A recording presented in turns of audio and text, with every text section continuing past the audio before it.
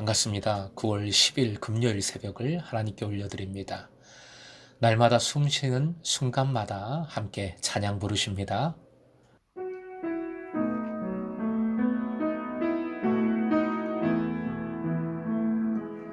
날마다 숨쉬는 순간마다 내 앞에 어려운 일 뻔해 주님 앞에 이 몸을 맡길 때 슬픔 없네, 두려움 없네. 주님의 그 자비로운 손길 항상 좋은 것 주시도다. 사랑스레 아픔과 기쁨을 수고와 평화와 안식을 날마다 주님 내 곁에 계셔 자비로 날 감싸주시네. 주님 앞에 이 몸을 맡길 때 힘주시네, 위로함 주네. 어린 나를 품에 안으시사 항상 평안함 주시도다. 내가 살아 숨을 쉬는 동안 살피신다 약속하셨네. 오늘 말씀은 창세기 30장 22절부터 24절까지의 말씀입니다. 함께 읽겠습니다. 하나님이 라헬을 생각하신지라 하나님이 그의 소원을 들으시고 그의 태를 여셨으므로 그가 임신하여 아들을 낳고 이르되 하나님이 내 부끄러움을 씻으셨다 하고 그 이름을 요셉이라 하니 여호와는 다시 다른 아들을 내게 더하시기를 원하노라 하였더라. 오늘의 기도 제목, 모든 것을 선으로 바꾸시는 하나님만 믿고 의지하게 하소서. 모든 것을 선으로 바꾸시는 하나님만 믿고 의지하게 하소서. 본문의 구체적 해설은 큐티집에 잘 설명되어 있으니 꼭 읽어주시기 바랍니다. 대신 이 시간에는 야곱의 집에 본문의 요셉까지 11명, 최종적으로 베냐민 포함해서 12명의 아들을 허락하신 이유를 상고해 보고자 합니다. 레아와 라헬과 레아의 질투와 암투, 그 속에서 종을 통해서 아이를 대신 낳게 하는 등 12명의 아들을 낳기까지 이해하기 어려운 당황스러운 사건들이 참 많았습니다.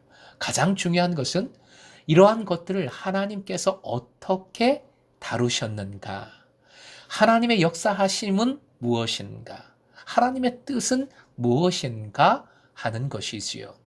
아브라함과 사라의 경우 하갈과 이스마엘은 집에서 내보내게 하셨지요.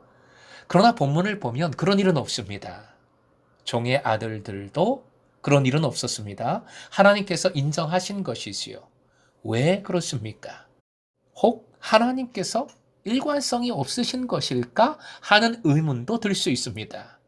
아니지요. 여기에 아주 중요한 영적 개념이 들어 있습니다. 계시의 점진성이라고 신학적으로는 표현을 합니다. 구약에 나타난 계시의 점진성이라는 표현으로 하나님의 뜻을 담아내고 있습니다. 이는 두 가지가 들어있는 개념인데요. 구원의 유일성과 구원의 보편성의 문제입니다. 첫 번째, 구원의 유일성은 오직 예수 그리스도를 통하여 구원해 주시는 것입니다. 아브라함의 아들 이삭을 통해 보여주시려고 한 것은 구원의 유일성입니다. 신약적인 맥락으로 하면 말씀드렸듯이 오직 예수 그리스도를 통해 구원이 이루어집니다. 예수 그리스도의 십자가를 통해 구원이 이루어지듯 이삭 한 사람을 통해 구원의 계보는 이어지는 겁니다. 그래서 이삭은 모리아산에 올라 죽음을 경험한 것이지요. 예수 그리스도 십자가의 예표가 됩니다. 구원의 유일성. 그런데 야곱의 이 12아들을 통해서 보여주시는 것은 구원의 포괄성입니다. 구원의 보편성이라고도 표현을 하죠. 믿음으로 누구나 차별 없이 구원을 받는다, 구원해 주신다 하는 의미입니다. 그리스도를 통해 이루어진 구원을 우리가 어떻게 받느냐 하는 것을 보여주시는 것인데, 우리의 혈통, 모습 아무런 상관이 없습니다. 더러운 자, 약한 자, 가난한 자, 못 배운 자, 사생아, 입양자 아무런 상관이 없습니다. 누구든지 구원받습니다. 아니, 오히려 주님은 그런 연약한 자를 통해서 역사해 주십니다. 바로 이것이 하나님께서 일관성이 없으신 것이 아니라 아브라함과 이삭을 통해서는 구원의 유일성, 그리고 야곱의 12아들을 통해서는 구원의 보편성, 그래서 계시의 점진성이라고 표현을 하는 것이지요. 12명 아들들의 면면을 한번 생각해 보십시오. 레아와 라헬의 그 암투 속에서 이 아들들이 태어났습니다. 자라나면서도 놀라운 사건, 가슴 아픈 일들이 많았습니다. 르우벤은 후에 심지어 아버지의 첩, 즉 법적인 어머니와 성적인 스캔들을 일으킵니다. 레위와 시므온은 여동생 디나가 강간당하자 거짓으로 속인 후에 그 당사자뿐만 아니라 동네 사람을 다 죽입니다. 유다는 며느리를 창녀로 알고 몸을 섞습니다. 자식이 저런 것은 부모 때문이지 하는 말은 그리스도인으로서 절대 하면 안 됩니다. 중요한 초점은 뭡니까? 하나님의 은혜이지요. 하나님의 계시, 하나님의 역사하심이 그 속에 있습니다.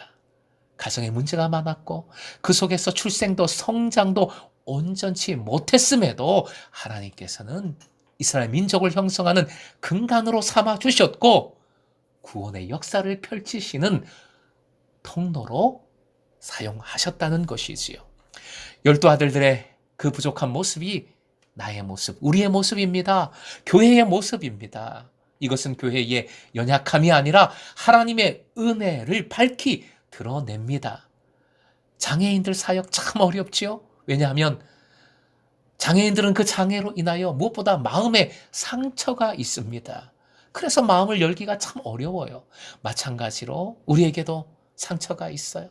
그 상처에서 헤어나지 못하는 분을 보면 참 안타까운데 그런 분들이 생각보다 많아요. 스스로 자신을 비하지 마시고 자존심 상해하지 마십시오. 하나님의 은혜가 있습니다. 하나님의 능력을 의지하십시오. 빌레몬서도 주님의 이 은혜가 잘 나타나 있지요. 오네시모는 주인의 돈을 훔쳐 달아났다가 잡혔던 노예입니다. 그런데 감옥에서 누구를 만납니까? 사도 바울을 만나지요.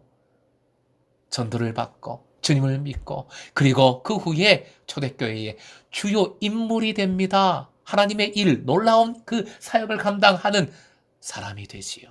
바울 편지를 집대성한 인물로 추측을 합니다. 고린도전서 1장 26절 화면 보시고 함께요. 형제들아 너희를 부르심을 보라. 육체를 따라 지혜로운 자가 많지 아니하며 능한 자가 많지 아니하며 문벌 좋은 자가 많지 아니하도다. 그럼에도 바로 이런 이들을 놀랍게 들어 쓰시는 하나님이십니다. 그처럼 요셉을 통해 하나님은 모든 아들들에게, 야곱의 아들들에게 참된 가르침을 주시지 않았습니까? 깨달음을 주시고 변화시켜 주셨습니다. 그리고 12지파의 조상으로 허락해 주셨습니다. 창세기 50장 20절 말씀 함께 읽습니다. 당신들은 나를 해하려 하였으나 하나님은 그것을 손으로 바꾸사 오늘과 같이 많은 백성의 생명을 구원하게 하시려 하셨나니. 구원은 유일하나 모두에게 허락된 은혜입니다. 차별이 없습니다. 구원의 점진성 기억하십시오. 특히 구원의 보편성, 그 표징이 이 12아들인 겁니다. 합력하여 선을 이루시는 하나님, 모든 것을 선으로 바꾸시는 하나님만 의지하여 내가 갖지 못한 것, 나에게 있는 부족함, 상처, 내가 겪는 어려움 등으로부터 자유하시길 주님의 이름으로 축복합니다. 손으로 바꾸시는 하나님이심을 믿고 오직 그 은혜를 사모하시길, 그래서 더 큰 감사와 기쁨이 여러분의 삶에 넘쳐날 수 있기를 주님의 이름으로 축원드립니다.